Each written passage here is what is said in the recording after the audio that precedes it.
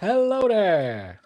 We are here after a 1-1 draw at Villa Park, where Stach is Stacktacular.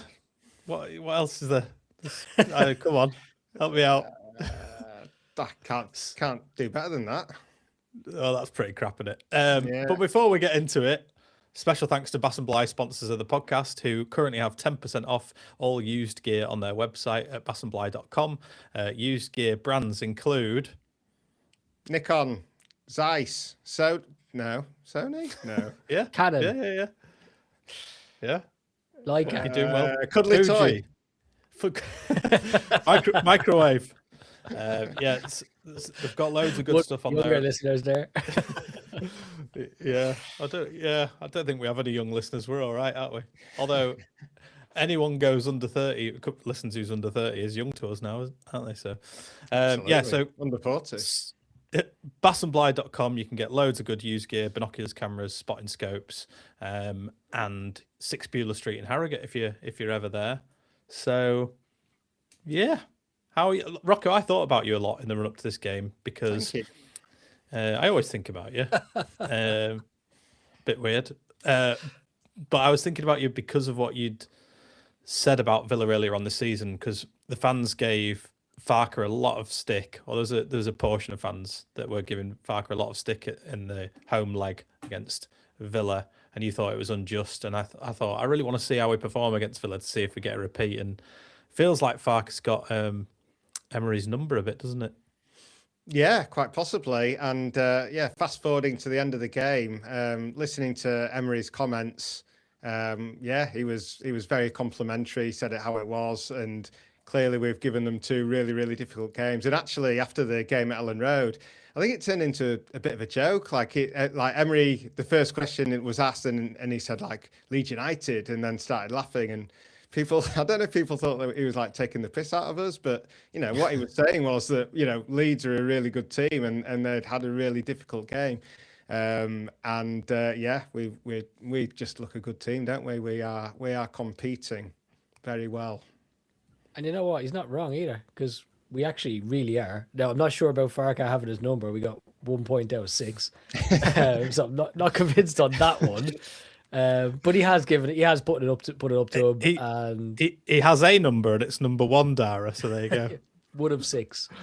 He's definitely he's got someone's number, all right. It might be Arne Slot, or Chelsea had 2 different managers when we played them, but look, you can't even question Farke anymore, can you? Back to Emery. I'll go back to Emery very briefly.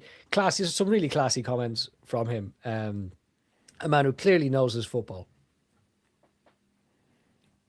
Elaborate.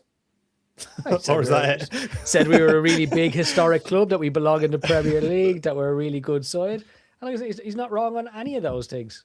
For a manager to come across and to understand the importance that Leeds bring to English football as a pyramid, but also as within the Premier League, I think he's 100% right. And I think he wasn't far off saying that the margin between where he is and where we are isn't as big as the table suggests. And even if we look at the goals of the weekend, like obviously Stach's one in terms of XG was pretty low, but so was Abraham's. I mean, to be able to thigh it over Dominic Calvert-Lewin's head on the goal line is a pretty low XG opportunity. So I really do think that there's actually very little between the teams, and that's all down to Daniel Farke. And although I've criticised the recruitment in the past, I have to give them their credit as well. The squad they've built is a good squad. You've got Facundo Buonanotte, can't even get on the bench. So something's going right.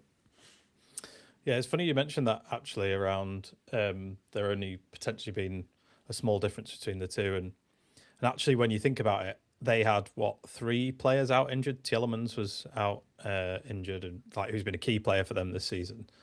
And maybe that is the difference. There's just a few signings there that could take us to the next level, but the base feels right. If watching us play, we don't feel like we did last time round. There's no disjointedness. We know what we are. We defended so well yesterday, and which is what we needed to do out of possession. But yeah, it's just obviously it was a disappointing result. Like a lot of people came away disappointed with it. But I did feel quite happy that we just got something from it. It would have been worse had we have come away with nothing. But yeah, I mean, we're talking about the result and the finalities of it all. But I think early on, was it about 15 minutes in, Calvert-Lewin had a chance that was smothered by Martinez, and then it felt quite open. There was a lot of chances, like half chances. They were sort of flashing shots at us, but not really getting anything off. But yeah, I mean, the thing that everyone was talking about, and there's been so many clips of it, was Stach's free kick, which was just ridiculous. And I think it annoys me that the commentators sort of say Martinez should be doing better and he should be setting up in that position. But if you think about it as the team scoring that goal, not just Stach's individual brilliance, but the fact that they pulled everyone away in the right direction, gave Martinez something to think about, and then Stach saw his opportunity and took it. And he is one of the best free kick takers I think we've ever had, isn't he? Like, he's one short of Ian Hart's best, isn't he? Is it? Oh, sorry, I have to step in here. Are you trying to call that a team goal? Well, I'm not saying I'm not saying it's the most individual goal we've ever scored. And James is trying to credit the rest of the team. But you have to, don't you? Like, I'm not saying the team scored it, but the team did their part on it by pulling, going to the far side of the box, giving Martinez something to think about. They could have been in the middle more. It was a brilliant goal by Stach. I'm not denying that. Why would they be in the middle? One of our good listeners said spectacular to raise you. I can't tell you who it is because I can't multitask. Hang on, I'll do it. But yeah, I was in the airport. I was flying home and I missed the game. But I saw the goal. When I saw the goal on my phone, on just looking at Twitter or whatever, I straight away thought, well, that's a goalkeeper error. But then getting home and watching it back, like, I can't see that it is a goalkeeping error at all. I mean, the ball's just past him, like, before he can get there. I don't know what Martinez has actually done wrong, really. His starting position, I bet that's not even wrong. This is a world-class goalkeeper. I don't think he was out of position. Team goal. It was just a great team goal. Thank you, Rocco. Funnily enough, as well, it's like nearly the exact blade of grass that Benito Carboni beat Nigel Martin from back in, 26 years ago in the FA Cup when he scored that blasted hat-trick against us. And it was almost the exact same goal, but not a set piece from Carboni. Martin was out of position on that occasion. But yeah, this one was just, I just think it was a wonder strike. Yeah, you did right, Rocco. Martinez did nothing wrong. In fact, he did nothing wrong all game. That chance he blocked from Calvert-Lewin was brilliant. He got out really quickly. I think the commentator said Calvert-Lewin's touch was a little off. It was not. It was a good touch. Near an inch perfect. It was the fact that the World Cup winning goalkeeper was off his marks really quickly to close down the opportunity. And if you watch back that goal again, and again, I watched it to see, did he take a little step towards the crowd or what did he do? And he didn't. He made a split and then it was just struck so well and so hard. And the main thing was it was high. So if you watch it, he actually gets his hand to where the ball's trajectory was, but it's just too low. His hand is too low. He can't reach up that high, and the ball just dips over the tip of his fingers and then starts its descent into the goal. It was a brilliant free kick, absolutely brilliant. Even his run up, I think he only took 3 steps, and then to get that height and whip and direction on it, like literally the only part of the goal he could have put that in. But the goal itself was all down to the height he put on the ball. If it had been 3 inches lower, he would have saved it. If it had been 3 inches higher, it would have gone over the bar. It was perfect. Absolutely perfect. And take a bow, Anton Stach. I mean, come back into the team and deliver that performance in the main. But just that goal, I mean, one of the best team goals I've ever seen. Tiki-taka free kick, basically. from 33 yards. 33 yards. Straight off the training ground. I didn't realize how misconstrued my point was going to be, but all I was trying to say was, they gave him something to think about, which obviously caught him in 2 minds because he was further over that way, wasn't he? But anyway, to be fair to you, Stach mentioned that in his post-match interview. He did say that he'd had a chat with Rodon and Struijk before he hit it, and they were saying, put it to the back post, put it to the back post. So that was the plan. And just before he hit it, he had a look up and he thought, actually, I don't think I can do this. and he changed his mind. But you're right, James. The plan was to put it to the back post, and everyone bar Anton Stach thought that was the plan. And Martinez is a really good keeper. That save you mentioned, where Calvert-Lewin, even Calvert-Lewin went over to him afterwards, didn't he, and sort of high-fived him as a sort of out of respect. And I thought that was good as well, because I think Calvert-Lewin was getting a lot of stick from the whole end. That is the whole end that the goal was scored into. Yeah.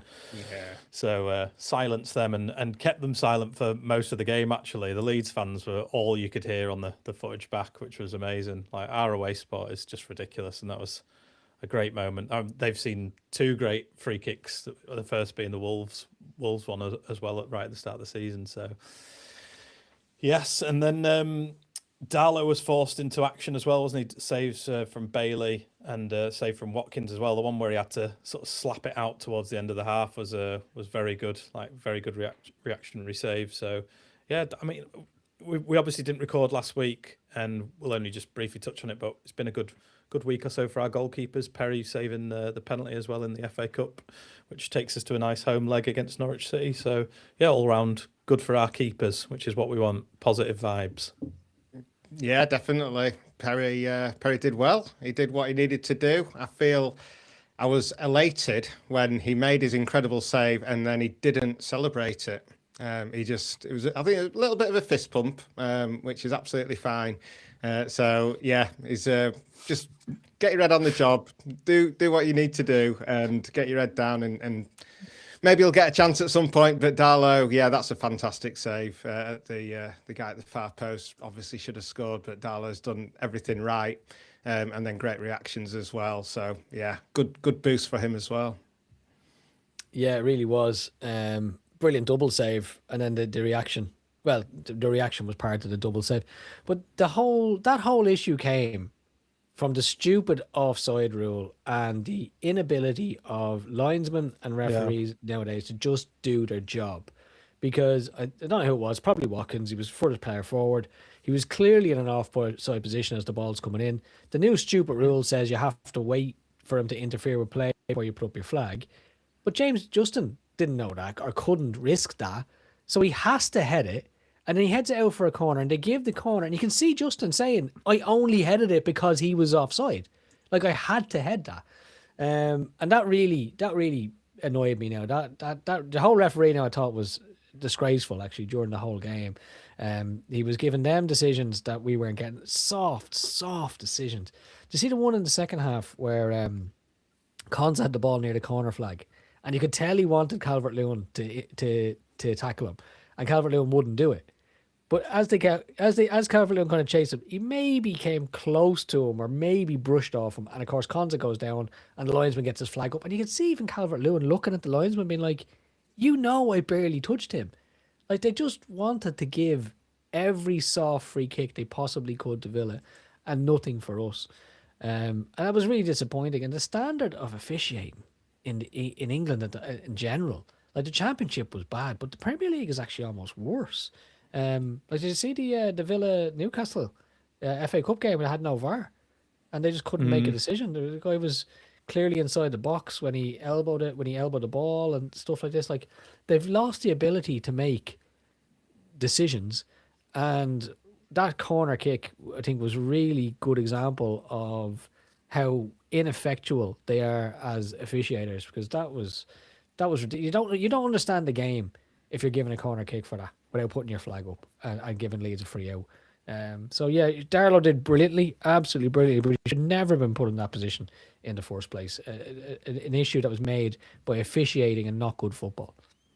That rule's been there for a few years as well now. Like, I remember us scoring against Norwich when the exact same thing. The Norwich player had to go for the ball because how's he supposed to know that Bamford's offside? Bamford didn't go to play the ball, so he's not offside, and then we scored straight away. I mean, how can they not change that rule? Like, use some common sense. And the other thing that annoys me, like you're talking about the Ayling flop there, where they get a free kick 100% of the time just because they want one. And then what you've got nowadays, have you seen the kickoffs where it's like Gladiators gauntlet event when the striker's trying to get to the keeper and every player's allowed to barge into them and literally completely manhandle them. give a free kick and just stop it happening. Why is that allowed? Gladiator's gauntlet. It's the little things that really get me. Like, what are you doing? Referee the game. It's a foul. I had no one would ever guess, Rocco, that it was the little things that get you. But the point you make there as well, there was Martinez on the corner with Ampadu where he throws him to the ground as well. It's like Ampadu, all he is next to him. It's a blatant penalty if you're just going to throw someone to the floor like that. So yeah, I agree. The refereeing decisions were annoying me, and to be fair, they were happening elsewhere in the Premier League. You saw it today in the Arsenal Spurs game. Spurs had Spurs had a goal ruled out for a push on a defender. I think it might have been Gabriel. It's like barely touched him. It's like was it the same guy that did it? He did that at Elland Road as well. Possibly 2 or 3 years ago, and we had a goal disallowed. Yeah, and the Forest game had some terrible decisions as well, which were fortunate for us because they meant that Liverpool went on to win it. So here we are. It was a good day results. You know, that was nonsense as well, because I watched that and I thought, this is going to get chalked off. Like, Van Dijk was clearly offside, but somehow they managed to, because it's Liverpool in the last minute, I was like hopeful. And somehow they managed to make him onside, but there was no way he was onside. Now look, I think it's a stupid rule. You level. He was very level, but there's no way he wasn't an inch or two beyond as per the stupid rule. It's one of them, isn't it, where it's like, I don't know, are they judging scenarios? So they obviously gave they reversed the goal decision for McAllister, the ball hitting him on his arm when he turns his back to it as a deliberate handball, which wasn't, but they cancelled it. It's almost like, are they making up for a terrible decision they just made previously? That's what it feels like. That one, I think, was more back to Bogles. Remember when Bogles won against Chelsea? So the rule is if it touches your arm at all in the build-up to a goal, it's chalked off. It needs another phase of play for it to then be allowed, doesn't it? Yeah, or in that case of Bogle, he wasn't the goal scorer. So it was Okafor who scored that goal. Whereas this one, it clearly went in directly off McAllister's elbow. So, like, in fairness, that's the right decision. You would argue for that against you as well. Like, if someone scored against us because, you know, it went in directly off their elbow, you'd be fuming. Yeah, it's the thing. It's the rules. You know, like that Bogle one. I think it's the right decision to allow that goal because it's accidental handball. But like in the spirit of the way the game is refereed, it's probably the wrong decision. Like to be so like, I don't know, like incremental about everything, like, you know, a millimetre offside and then allow a handball that leads to a goal. I don't know. It's just all over the place. Tied themselves in knots. Yeah. I'm up for the Leeds bias anyway, Rocco, of saying, yeah, you know, I should be allowed and they shouldn't. That's fine. I'm cool with that. No matter what anyone else thinks, I'm up for that. So, yeah, I mean, there was a few subs that then happened for Villa, which I think changed things and put us under more pressure. Sancho and Barkley. Beale had to come on at halftime for Goodmanson, who apparently I don't think he was very well, Farke had said. So, he was ill, yeah. Yeah, so which is reassuring that he's not injured because he's been so good and he was great in the first half for us as well. But yeah, it seemed to sort of go more their way when Deer was causing us problems. Yeah, Barkley's weird, isn't it? I can't believe he played for Leeds. Like, it was very brief, wasn't it? But it's bizarre, and it's weird that he's still sort of going in and around Premier League clubs after being at Luton as well the other season. So yeah, were you kind of nervous in the first part of the second half? Did you feel like something was coming? I always felt quite confident the whole game, really. Go on, Tara. Yeah, I was about to say, usually Rocco goes first, but I know he hasn't seen the match. I don't know. I don't know how it felt. I thought we were brilliant in the first half. I thought as far as away performances go, it doesn't get much better than that. You know, we controlled what we could control. We had the better of the chances. They only got a chance because of that refereeing decision. I thought we were by far the better team. You know they're going to come after us in the second half. Justin on the left, be all in. Actually, probably makes us a bit more solid. Not as attacking, certainly down the left wing, but more solid. So no, I wasn't too nervous, because I felt we had another goal in us. You know, and I think we proved that by having the best chance in our half. It was when Dia had that shot that struck the he had one shot that he kind of slashed off the outside of his boot, which went clearly wide, but it had a bit of venom in it. But then the one that he did have a very good shot, it clipped the bottom of that post. I think Darlow again got a touch to it, and then it bounced obviously straight to Watkins. It looked to me like it was a fine goal, and then obviously VAR came in, and actually I'm not even sure if VAR, I think it was linesman actually put up a flag for once, and ruled it offside. But again, another good save by Darlow actually, because he got his fingers to that as it was to guide it onto the post. So good team save by him. Good team save by Darlow. So yeah, no, I thought we had it in us. I always thought we had it in us, which is why I'm so good about the result. Because like absolutely, like any Leeds fan, you take a draw before the game. Absolutely, 100%, you take that draw. But it's a bit like it's a bit of a Neil Armstrong draw. It's one small step for man, one giant leap for mankind. You look at league fixtures, it's for the season as a whole, and you go Aston Villa away, 1 point. Yeah, take that. Yeah, that's a giant leap. But on the day, it was 2 points there that we dropped, which was a bit of a sickener. And I ended up doing a little bit of research, gentlemen. Ooh, Let's see if I can bring it up here now. So I asked ChatGPT. Is it how many holidays Rocco's been on this year? Oh no, ChatGPT can't count that high. So I asked ChatGPT how many times Leeds had conceded in the 80th minute or beyond, who scored the goals, and was Jakobio on the pitch at the time. Now I'm not blaming Jakobio, right? I'm not blaming Jakobio. Just John Newsom. Sound like it. Now John Newsom mentioned that he thinks maybe we're dropping a little too deep. And he says that as the centre of the back three, it's Biel's role is to hold the line, to tell people to push up or drop. And it made me think, because actually, obviously in Serie A, it would be a fairly normal thing to drop really deep. And he's very good at that, that kind of blocks and stuff. But in Serie A, they don't have the quality to make that count. They don't have the strikers in Serie A that are there in the Premier League.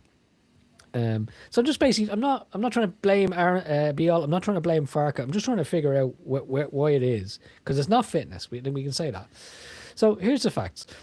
Over the course of the season, we've had 6 matches where we've conceded beyond the 80th minute.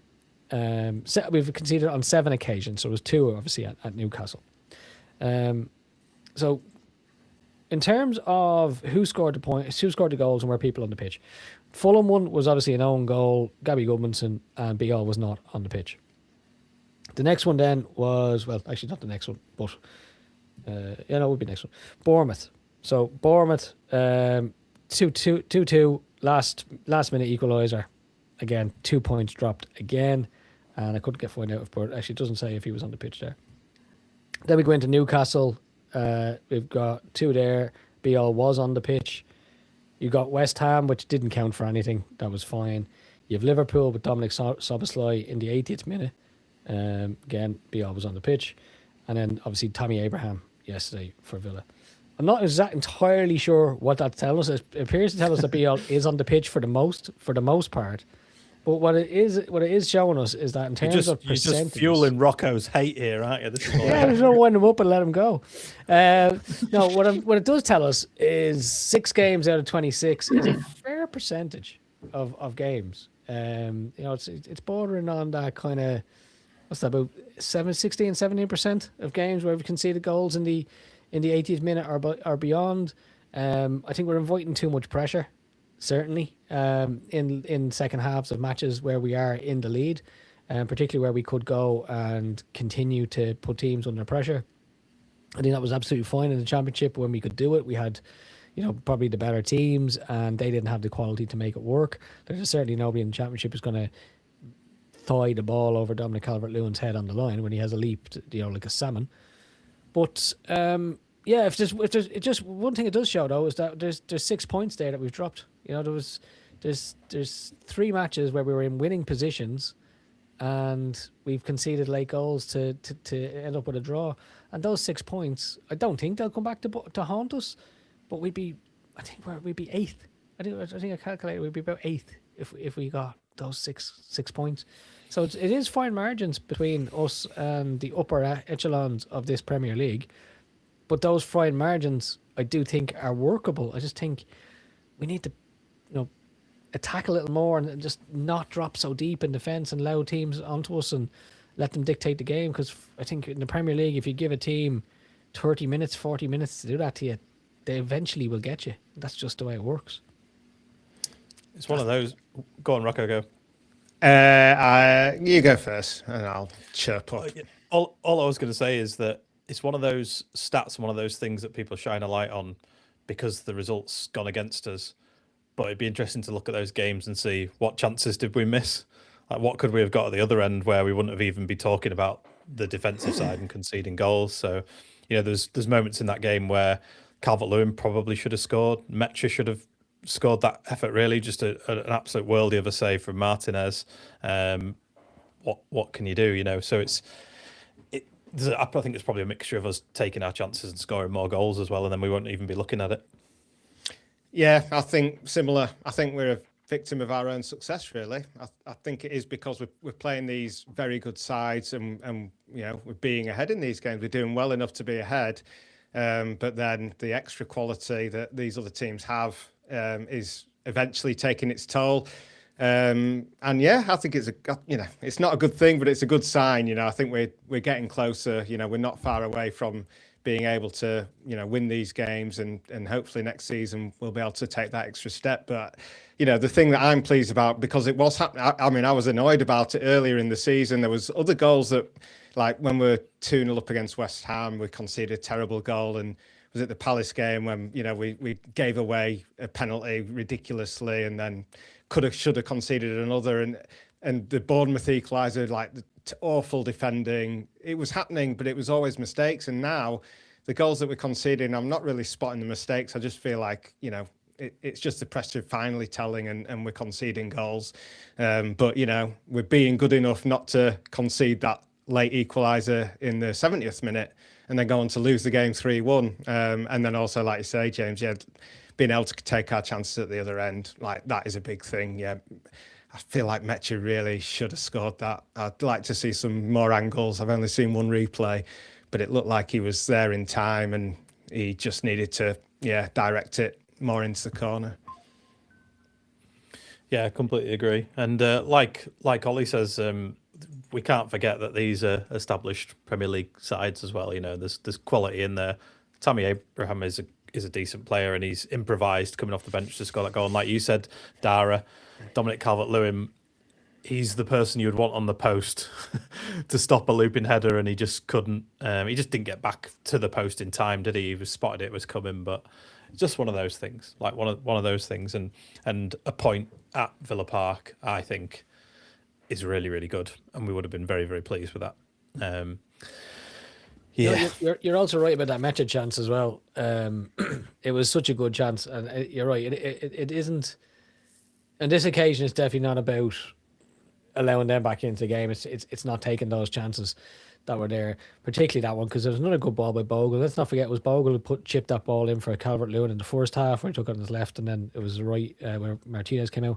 And again, it was actually two perfect pieces of football. The header itself, I think he did everything right with it. He headed it down. I think the problem is he actually got too much of a decent contact on it because it was bouncing back up as Martinez was making his dive, and it just kind of hit him. So, it was really good goalkeeping by Martinez to come out and narrow the angle and then just spread himself. And the ball obviously made its way towards him.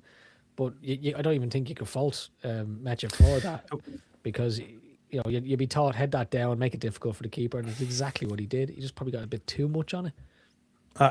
I was a bit harsh on him at the time because I thought the ones where headers are scored are when they head it back across the goal from the direction that it came, because the keeper's always following the play. So I thought, maybe if he'd gone across goal, but it's all ifs, buts and maybes. It was still a good header and Martinez made a good save. But yeah, oh well.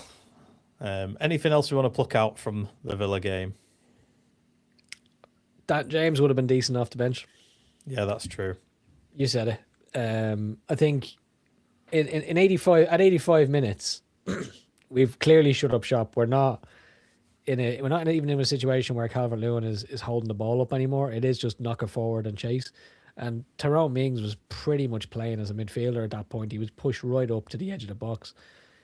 And if you just put Dan James on and tell him to stand, 10 yards inside our own half, slightly on the right-hand side, and anytime you get the ball, just hoof it. And they have to then put 2 players back because you can't even go 1-on-1 against Dan James. So I did think that's probably my only no, I guess not criticism. It's just the one thing I thought we could have done to maybe impact the game is to utilise his pace a little bit more when we were under the cosh. Yeah, I completely agree. I think it was crying out for him, to be honest, at one point. But again, we don't know what has happened in training. We don't know what the state of players and injuries actually is. Even the fact that a lot of people were complaining that Stach was taken off for Longstaff, your favourite player, Dara, and sort of saying, did that cause them, more pressure by putting Longstaff on? But Stach was knackered, like he could barely run anymore, and he had to come off. So, yes. Anyway, well, the next big thing is Manchester City at Elland Road next weekend, and I can't go, Rocco. So what I'm hoping for is the best night you've ever had at Elland Road. Me too. Go on. No, go for it. Well, I'm taking my son, Alessandro. Oh, nice. Yeah, so hoping that if we win, then he might be converted from a Harrogate fan into a Leeds fan. He's getting there slowly. So, yeah, this is a good opportunity, I think, because a bit of a free hit, really. And I think the atmosphere is going to be incredible either way. And I think we can give them a good game. They seem to be getting up a bit of a head of steam, but yeah, they're not blowing teams away, are they? Even Salford, they struggled a little bit against. So we'll see. Playing against 20% Haaland, doing a bit of a Beckford, just walking around, waving to the fans. That'll be absolutely fine. Yeah, we got to get that Haaland song going again, don't we? He's a class act. To see his performance yesterday again, he was brilliant. I really have to got an assist. Yeah, and he just his all round play was great. Actually, you know what? I'm gonna say something very controversial in this podcast. It's probably gonna make headlines across Leeds United news. I thought Wayne Rooney was an okay analyst yesterday. I think he's a good analyst as well. Apart from obviously calling Pascal Stoke. But apart from that, he's good. He talks a lot of sense. Yeah. And I've been impressed by him. Annoyingly, yeah. It's one of those ones where like you can imagine if he walked into a room and actually gave you a presentation of like this is how you press and counter press and all that. You go, yeah, this guy actually knows what he's talking about. Obviously, he fails to communicate that to the players he has because he's been, a terrible manager. But I actually really, I enjoyed his analysis last night watching Match of the Day, and I thought. So a lot of times I was looking at him going, it's actually a good point. Yeah, never thought of it like that. I never saw that. I never spotted that. Yeah, I thought he was really good. I'm just laughing at when I asked you, do you have Match of the Day in Ireland? And what's the time difference? What's the weather like over there? Is it hot? Oh dear. Maybe Rocco needs a holiday over there and he can come back and tell us. I'd love to. But yeah, Man City are in very good form. Like you say, they've won 5 in a row. The second in the league with a game in hand on Arsenal. I think they're now 6 points. No, how many points? 5 points. So they'll be under massive pressure at Elland Road. Arsenal play on Sunday, so they have to cut the gap back to 2. Yeah, and they're a terrifying side, aren't they? Just the quality that runs through it. The fact that they can send the Yorkshire Perlo out on loan to Sheffield United to get red cards tells you the depth of their quality. What a tackle that was, by the way. And but yeah, Erling Haaland, Phil Foden barely gets a look in. You got Nico O'Reilly who scored 2 goals yesterday, who looks like an unbelievable talent coming through. So, and Semenyo, they obviously as well. It's just ridiculous, isn't it? But I'm with you, Rocco. I think there's something to be gained from this match. I think we can get something from it. Stupid optimism. It's hurt me before, but here we are. Yeah, well, we're hard to beat. We're the draw specialists, aren't we? So let's do that. Take a 1-1, last minute equaliser again. Have to. I'd absolutely take a draw on this one. Yeah, Yeah, you take a draw against Man City because this is where they come into their own, isn't it? Like they just start to steamroll teams at this time of year. It's just win, win, win, win. And if you're going to win the Premier League ahead of them, that's what you got to keep doing. Obviously, Arsenal did a really good job on Spurs today. Just a nice favour with a 4-1 demolition. You had Liverpool beating Forest. You had West Ham being held to a draw as well. So It's results amazing. didn't go too badly for us this weekend. So I just wish we could just open up that 9-point gap. It's been so close, like so many times. Just reach out and grab it, and then we just fall short. It's incredible that it's only 6 points, isn't it? Like if West Ham would have scored, last night, I mean, it just feels so unfair. And I saw West Ham at Burton. I know, like, granted, they made a load of changes. They were absolutely diabolical. They were so bad, a really, really awful team. So, yeah, I just feel like we're so much better than them. We're so much better than Forest. Even Spurs, like watching them today, like nearly everything they do is so tentative. Like the players are they're just pussies, basically. Like they're just like the second goal, like the guy could have just thrown his head in and put his body on the line in a derby against Arsenal, and he just like dangles a leg. I think they're in big trouble, and that manager has to work out, and it's a big risk. But they do have a lot of winnable home games coming up, like the last 5. So yeah, if they get a bit of confidence going, then maybe they'll be all right. But yeah, I think they're in trouble. It would be wonderful, wouldn't it? Like, you'd love to see Spurs go down. Like, imagine That stadium in the Championship. Yeah. Yeah. Imagine Millwall going to that £1 billion spaceship. Oh, it'd be brilliant. It'd be absolutely brilliant. But yeah, we've actually had a few managers go since our last pod. So obviously Forest have rolled the dice again. Like, they have to go down. Surely they have to go down. And again, as much as I'd love Spurs to go down just for the karma of it all. Well, actually, no, Forest are probably more karma. Spurs just because it's dramatic that, it's top 6 side with their £1 billion stadium.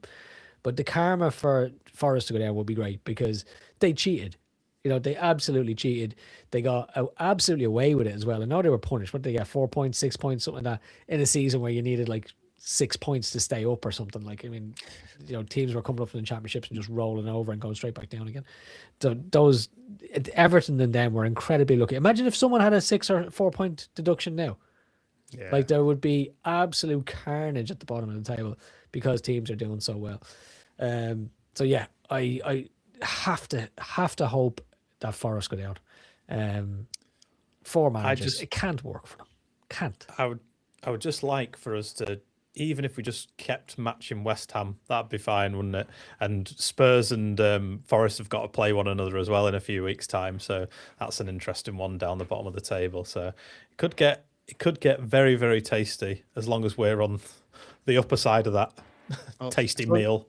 So we'll need some points as well, Yeah, we're reeling them in.